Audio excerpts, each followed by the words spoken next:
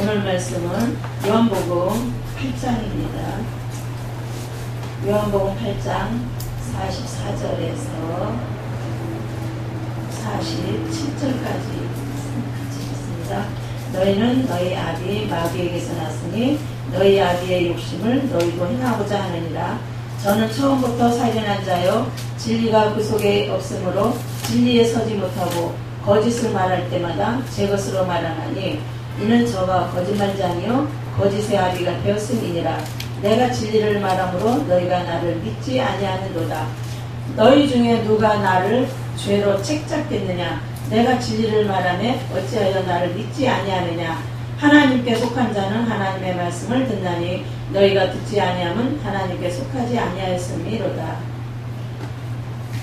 오늘 말씀은 제목은 이기적인 욕심, 거짓을 멀리하자 하는 제목입니다. 우리가 겸손하고 정직하고 진실되게 살아야 되는 것이 우리의 할 일이죠. 마땅히 해야 될 일입니다. 그런데 하나님께 속한 사람은 하나님의 말씀을 하고 마귀에 속한 사람은 마귀의 말을 하죠. 그런데 저도 보면은 어떤 때는 그래요. 나는 마귀에 속한 사람이다. 그럴 때가 종종 있습니다. 우리는 하나님의 성품을 닮아야 되거든요.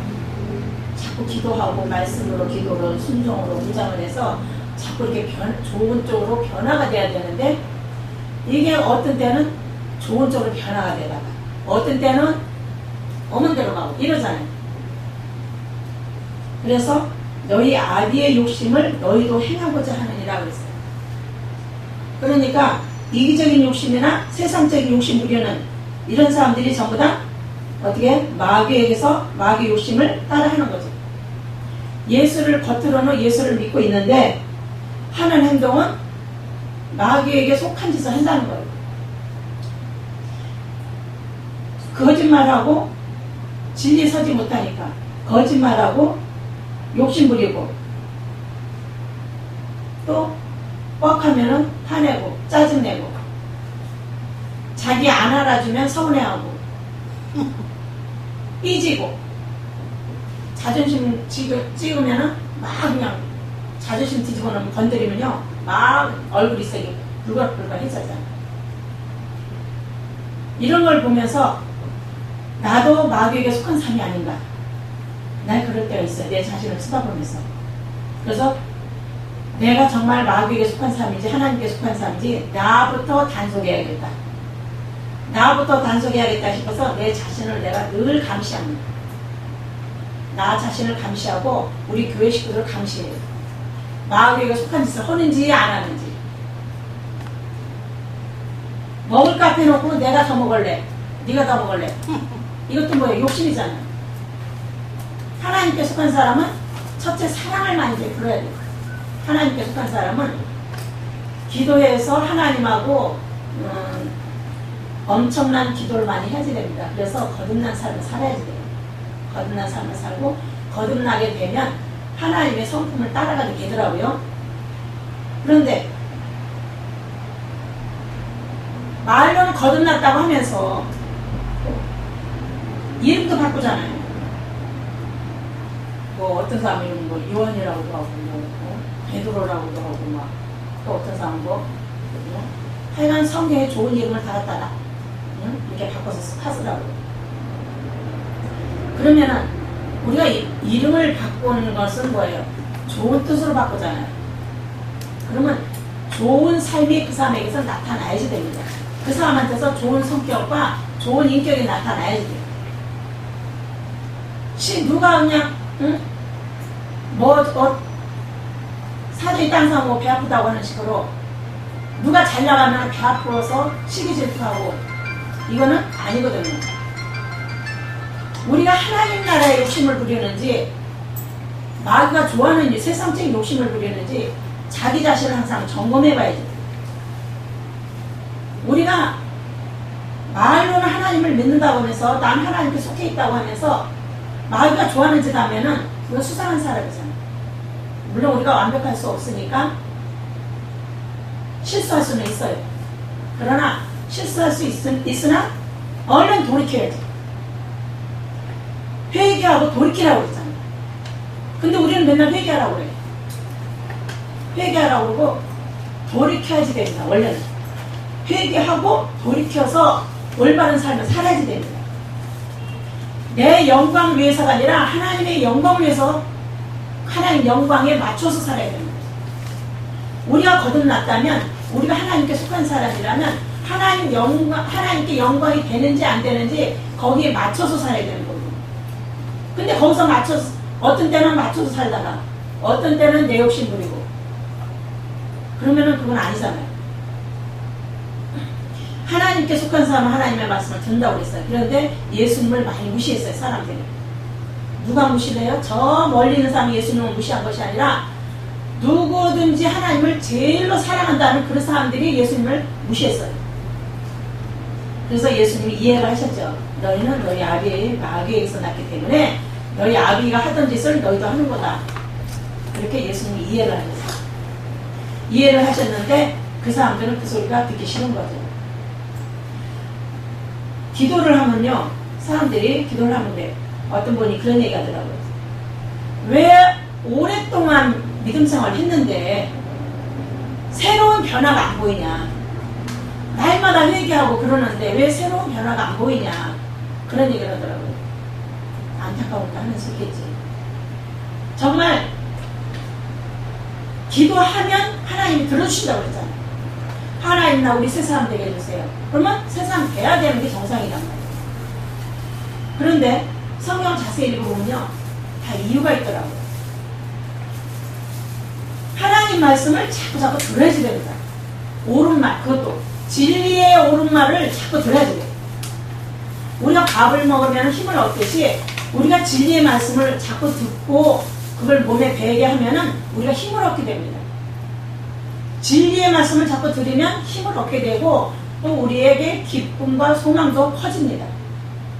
그런데 자꾸 진리의 말씀을 전해줘야 되는데 진리의 말씀을 안 듣거든, 안 들으려고 그러거든요. 안 들으니까 믿음 성장이 안 되는 거예요. 안 들으니까. 어떤 사람이 그런 얘기를 해요. 내가 이렇게 설교를 하면은 부담스럽다는 거예요. 부담스러워서 도망가고 싶대요. 도망가고 싶은데 그래도 못 도망가고 듣고 있대요. 도망가고 싶은데 못 도망가고 듣고 있대요. 왜냐? 다른 교회 가면 그런 부담스러운 소리를 못 듣는 거예요. 그러니까 듣는 것도 부담스럽고 도망가는 것도 마음대로 못하고 그러는 거예요. 그런데요, 이 설교 듣는 사람들을 이렇게 살펴보면은 그 사람들도 한테도 변화가 일어나더라고요. 아멘. 그 사람들한테도 변화가 일어나요. 한 번 들은 사람이나 10번 들은 사람이나 들은 사람들한테서도 조금씩 변화가 일어나더라고요. 그래서 제가 너무나 그것이 기쁘고 감사하더라고요. 안 들으려고 해요. 왜? 양심에 찔리니까. 양심에 찔리니까 안 들으려고 그러고 부담스럽다고 해요. 그래서 내가 이제 거기에 대해서 설명을 해줬어요. 우리 여러 사람들이 앉아있는 가운데서 보면은 1학년 믿음이 있고 2학년 믿음이 있고 3학년 믿음이 있단 말이에요. 우리가 여러 교인들이 이렇게 앉아있으면, 여러 사람들이 앉아있으면은 거기서는 유치원 믿음도 있어요. 애기 같은 믿음도 있고. 그러면 여러 종류의 믿음이 있는데 목회자가 어떻게 한 사람 기준으로 해서 그걸 할 수는 없잖아요. 1학년한테 1학년 맞는 설교를 해줘야 되고 2학년은 2학년 설교 거기에 수준에 맞는 설교를 해줘야 되는데 그걸 다 못하잖아요. 그래서 그런 얘기를 했어요. 그랬더니 그러면은 내가 여러분들 수준에 맞는 설교를 하면 여러분들은 듣기는 좋겠지요. 부드러우니까. 서로 맞으니까. 내가 3학년 수준으로 설교를 하면 3학년 사람들이나 2학년이나 1학년 이런 사람들은 듣기가 좋습니다. 부담 없고 재밌게 들을 수 있어요. 그런데 너희가 학교에서 3학년짜리한테 4학년 교육시키면 어려울까요? 안 어려울까요? 그랬더니 어렵죠. 그래. 당연히 어렵죠. 2학년 교육시키면 쉬운데 4학년 교육시키면 어렵단 말이에요. 3학년이 듣기에. 그러면서 그러면은 4학년 교육을 시키면 당장은 어렵지만 그 사람이 4학년 올라가는데 도움이 될까요? 안 될까요? 도움이 된다는 거예요. 당연하잖아요. 높은 4학년, 5학년 설교를 해주면 이 사람들이 4학년 올라가는데 도움이 됩니다. 그런데 1, 2학년, 3학년 수준으로 설교를 하면은 이 사람들한테는 듣기는 당장 좋지만 변화가 안 돼요. 믿음 성장이 안 돼요. 오늘날 예수 믿는 사람들이 믿음 성장 안 되는 이유가 바로 그거예요.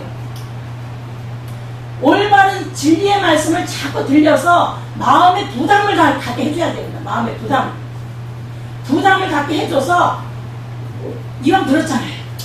들었으면 지켜야 되잖아요. 도둑질 하지 말라고 생각, 도둑질 하지 말아야지. 지켜야 될 거 아니에요.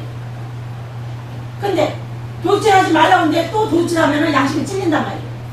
그것처럼 하나님 말씀을 자꾸 진리의 말씀을 우리 목회자들은 자꾸 연구를 해서 하나님한테 받아야지. 늘 하나님한테 기도하고 묵상하고 순종해서 하나님께 받아야 됩니다. 받아서 그 사람들 먹여줘야 됩니다.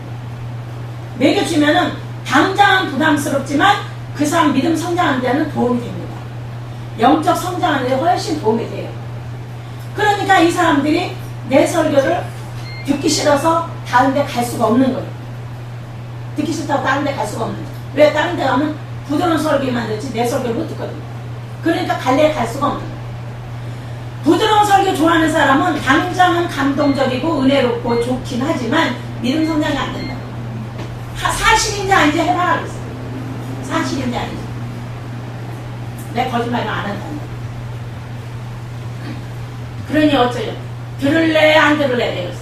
들을래 안 들을래. 이제 들어야지. 들어야지. 안 들으면 니들 천국 장담 못해. 안 들으면. 우리가 맨날 들어도 죄 속에서 빠져갖고 죄의 유혹을 받고 그러는데 안 들으면은 오죽하겠냐. 어?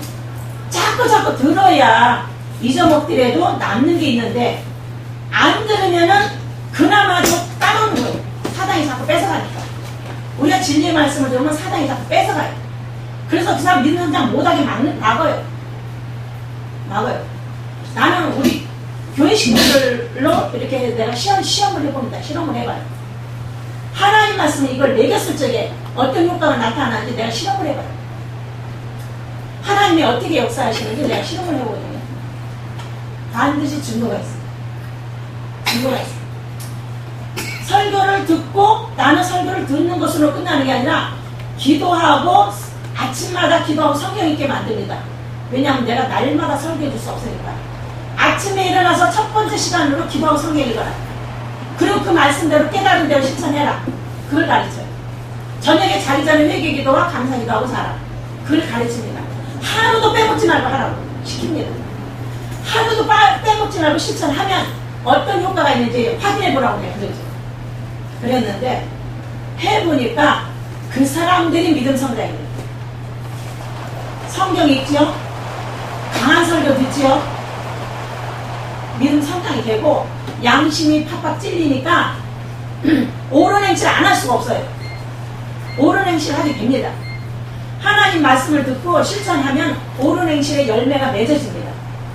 옳은 행실의 열매가 맺어지면 자연히 거짓말이 줄어들고 악한 생각이나 악한 행동이 줄어들고 점점 선한 열매가 늘어나죠. 우리는 100% 완벽할 수는 없습니다. 다만 순종하는 척만 해도 못 받는다고 그러잖아요. 순종하는 척만 해도. 그러니까 우리가 하나님 말씀을 들었으면은 그대로 해야 됩니다. 신앙생활과 교회생활이 있습니다. 교회생활하는데 재미가 있지만 신앙생활은 영적 성장의 효과를 가져옵니다. 신앙생활. 교회생활이 우선이 되면 안 되고 신앙생활이 우선이 돼요. 신앙생활은 하나님과의 관계잖아요. 우리가 교회생활은 교인들과 우리 교회 사람들끼리 관계잖아요. 교회생활에 충성도 필요하지만 신앙생활에 충성이 더 필요합니다. 우선순위가 있어요. 신앙생활을 우선순위로 지켜야 교회생활도 잘할 수 있어요. 신앙생활을 우선으로 안 지키는 사람은 교회생활을 해도 그 사람은 어떻게 해요? 적당히 합니다. 목사님이 알아주면 하고 안 알아주면 안 해요. 그러나 신앙생활을 우선으로 하는 사람은 목사님이 알아주든 안 알아주든 자기를 해결합니다. 심지어는 목사님이 자기한테 서운하게 해도 나쁜 바 성실하게 일합니다. 그런데 신앙생활이 우선이 아니고 교회생활이 우선인 사람은 사람 눈속이게 돼요. 누가 알아주면 하고 누가 안 알아주면 안 해요. 그래서 우리가 신앙생활에 교육을 시켜야 돼요. 아침마다 일어나서 기도하고 성경 읽어요. 그리고 저녁에 자기 전에 회개기도와 감사기도해라. 그리고 틈나는 대로 하나님 말씀 묵상하고 기도해라. 우리나라가 어떻게 돌아가는지, 가정생활이 어떻게 돌아가는지 그 문제점을 보고 기도해라. 그걸 가르치는 거예요. 늘 기도하고 말씀에 실천하도록, 말씀과 기도로 우리가 거룩해진다고 했거든요. 거기에 더하기서 순종까지 포함이 돼야 돼요. 말씀과 기도만 갖고는 안 돼요. 말씀과 기도와 순종까지 포함이 돼야 돼요. 순종 안 하면은, 순종이라는 건 뭐예요? 지키는 것을 뜻하거든요. 지켜야만이 순종의 열매를 맺어집니다. 성경에 보면은 오륜행실이 나오는데, 오륜행실이 우리의 세마포가 된다고 그랬어요. 오륜행실이 뭐예요? 순종이죠. 하나님이 원하시는 말씀의 인도 따라 순종하는 그 순종의 열매가 오륜행실이 되는 거죠. 그래야 우리가 세마포가 준비가 되죠. 하나님 말씀대로 순종하지 않는 사람은 믿음이 성장할 수가 없고 자꾸 넘어집니다. 왜? 죄 때문에. 죄의 미혹을 받아서 자꾸 넘어져. 그러나 말씀에 순종을 하다 보면 한 번, 두 번, 세 번 이렇게 자꾸 하다 보면은 그 사람의 믿음이 성장할 수가 있어요. 성장하면 하나님과 교통하게 되고 또 더 나아가서는 어떻게 해요? 장성한 분량까지 갑니다. 장성한 분량까지. 우리가 그래서 거짓말 하지 말아야 되고 정직하고 진실되게 살아야 됩니다. 우리 예수 믿는 사람들은 정직해야지 돼요. 진실해야지 돼요. 겸손해야지 되고 어디 가서든지 간에 어떻게 해요? 유세하지 말아야 돼요. 생색내지 말아야 돼요. 오른손이 하는 거 왼손이 모르게 하라고 그러잖아요.